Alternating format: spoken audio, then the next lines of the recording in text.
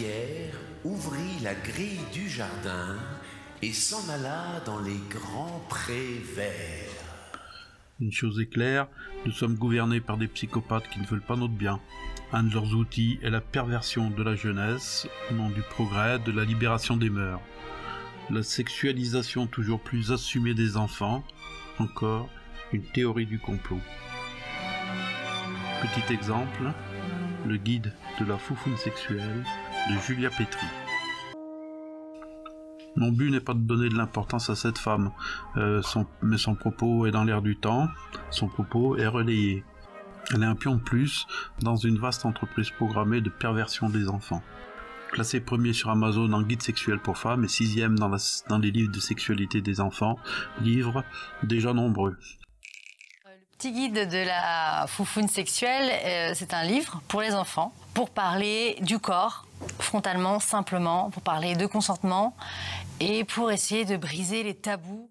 Cette femme est également auteuse d'un petit guide de la masturbation féminine et se présente sur les réseaux sociaux sous le nom de Gang du Clito.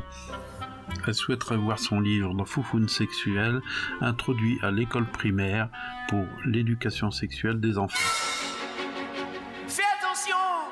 Cria Pierre, et l'oiseau s'envola immédiatement sur l'arbre. C'est le pénis. C'est le pénis, c'est le pénis. Et là, c'est quoi les trucs violets? Et là, le truc violet, ça s'appelle le clitoris. C'est pour quoi faire? Le clitoris, c'est pour prendre du plaisir.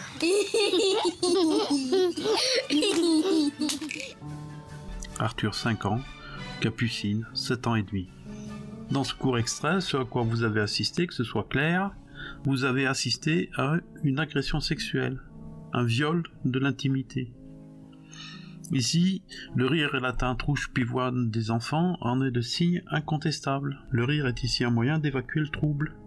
Il en existe un modèle biblique, c'est le rire de Sarah, quand elle apprend, alors qu'elle est une petite vieille toute fripée, qu'elle aura un enfant. Donc des relations sexuelles, donc du plaisir.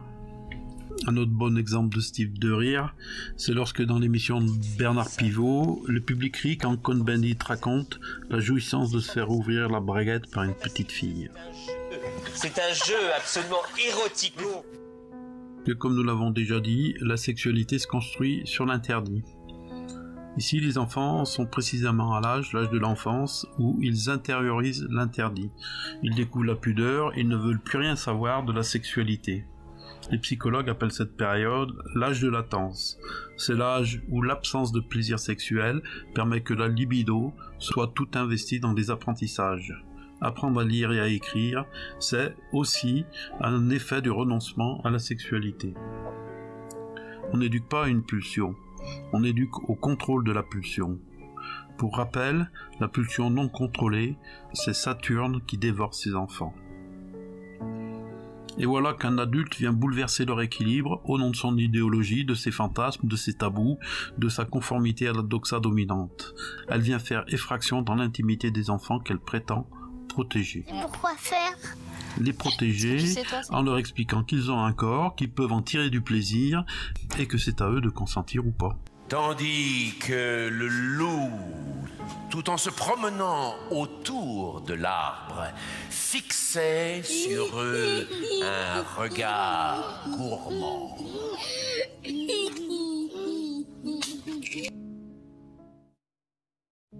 Françoise Dolto a fait à ce sujet une déclaration très polémique. Il suffit que l'enfant dise non, a-t-elle dit.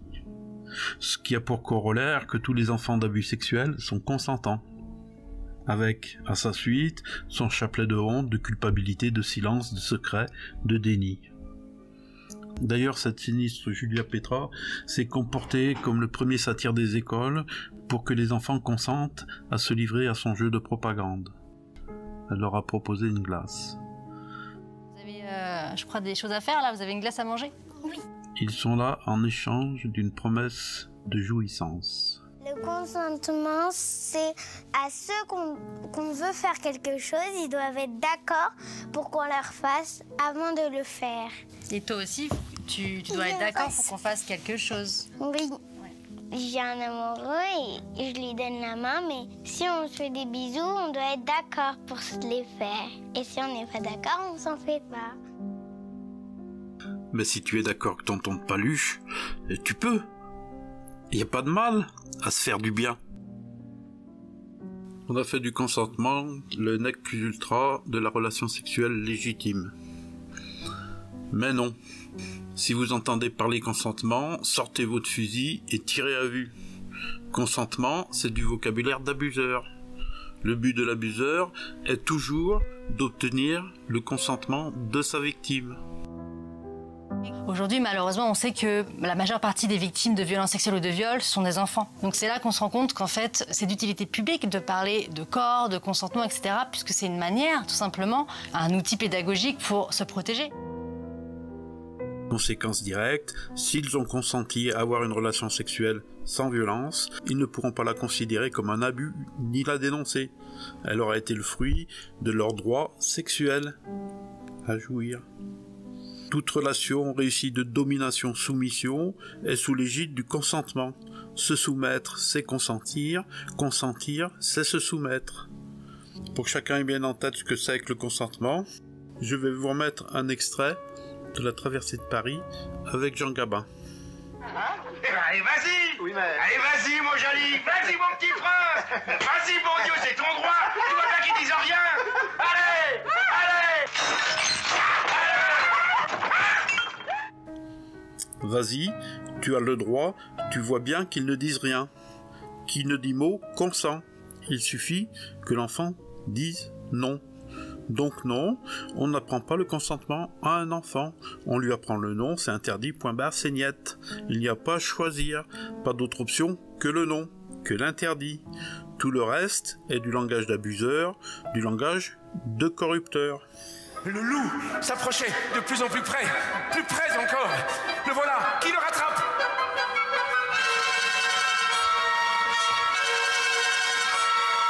Ils sont saisis et n'en fit qu'une bouchée.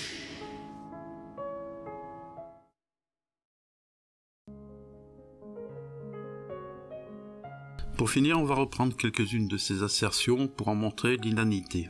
C'est des questions qui ne commencent pas à partir de 18 ans. Madame semble complètement ignorée, mais comment le serait-elle? Qui l'enseigne? Qu'il y a pour l'enfance différents âges qui n'ont pas besoin de la même nourriture pour l'esprit.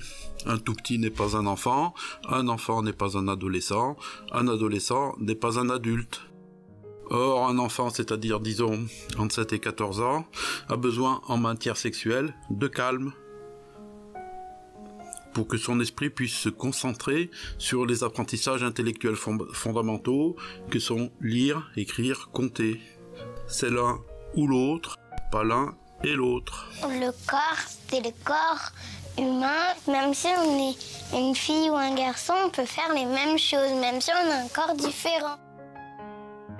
Mais pourquoi apprendre des mensonges aux enfants? Non, on ne fait pas la même chose avec un corps de femme qu'avec un corps d'homme. En particulier, seul le corps de femme permet de faire des enfants. Pourquoi nier la différence des sexes? Et tout le monde a un corps différent. Mettre sur le même plan l'altérité entre les individus et l'altérité entre les sexes pour nier encore la différence des sexes.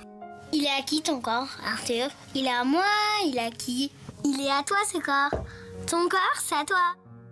Elle a bien appris la leçon, cette petite. Ton corps, c'est à toi. Curieuse dichotomie entre le moi et le corps. Moi qui pensais que l'homme, c'est un corps et un esprit. Simplement, un outil pédagogique pour se protéger. Si on nous explique qu'on n'a rien entre les jambes, on n'a rien à protéger. Vision matérialiste à la Françoise Héritier, l'être dû au corps, le corps aux organes génitaux. Mais où est l'honneur ici? Sûrement le résidu d'un vieux tabou de la société patriarcale. Ça va les aider davantage pour se construire dans la vie, de savoir déjà que ils ont le droit d'aimer qui ils veulent. C'est précisément l'inverse qui est vrai, puisque la sexualité se structure autour de l'interdit, de la mère d'abord, puis interdit des oncles et des tantes, puis interdit des frères et des sœurs, puis interdit du conjoint d'un autre, pour au final, interdit de tout, sauf de ce que le corps social autorise. L'être humain, c'est le couple monogame fidèle. Non, ils n'ont pas le droit d'aimer qui ils veulent. Que leur corps leur appartient. Ils peuvent alors le louer, le vendre. Une conception un peu différente de celle qui veut que le corps soit un prêt du créateur et qu'on a en conséquence des comptes à rendre à ce créateur à propos de ce corps. A-t-il été créé en vain ou pour le bien du reste de la création? Que tous les corps sont beaux. Eh bien, les corps sont comme les restes des créatures, soumis à la différenciation. Pourquoi encore nier les différences? Qu'on a un corps intérieur et qu'on peut l'explorer. Et s'introduire des trucs. Être soi-même le premier violeur pour se préparer à être la première violée. Les enfants se masturbent. Bien sûr, c'est pas la même masturbation une personne qui se masturbe à 30 ans qu'un petit qui se masturbe à 3 ans. Faut pas faire comme si ça n'existait pas et que l'enfant se sente anormal. Le loup passait par-dessus le mur.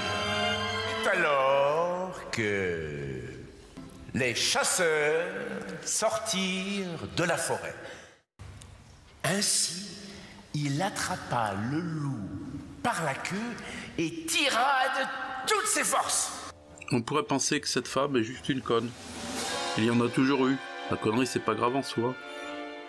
Mais elle est représentative d'une idéologie qu'on veut nous imposer par le matraquage et qui devient de plus en plus présente dans nos écoles. Nos enfants sont devenus, et c'est pas d'aujourd'hui, la cible de leur politique de perversion de la société. Leur but ? Faire de nous des esclaves en nous maintenant dans les attachements infantiles et la dépendance à l'état nourricier, maternant et maternel. Ces gens sont dangereux. Ces gens sont dangereux parce qu'ils en prennent aux enfants des autres via l'école. Dans une société saine, ces gens n'auraient pas le droit à la parole. Leurs mots seraient couverts par les sarcasmes, les quolibets, les anathèmes. Ces livres seraient mis à l'index et jetés au feu. Mais à notre époque dégénérée, ils ont pignon sur rue sans même que les gens ne réagissent. Ces pervertisseurs sont nombreux, ont de l'autre genre et s'infiltrent par tous les pores de la société. Refus de l'interdit. La masturbation, ce n'est pas mal. Les enfants doivent pouvoir explorer leur corps. Les enfants peuvent gérer la sexualité comme des adultes et décider par eux-mêmes de s'engager dans un échange sexuel. Mais le refus de la différence et le refus de l'altérité est aussi une de leurs caractéristiques. Tu peux aimer qui tu veux, tout le monde a un corps différent, tous les corps sont beaux, être un homme ou une femme c'est pareil. Nous sommes chez les fous. Mais Pierre attacha l'autre extrémité de la corde à l'arbre.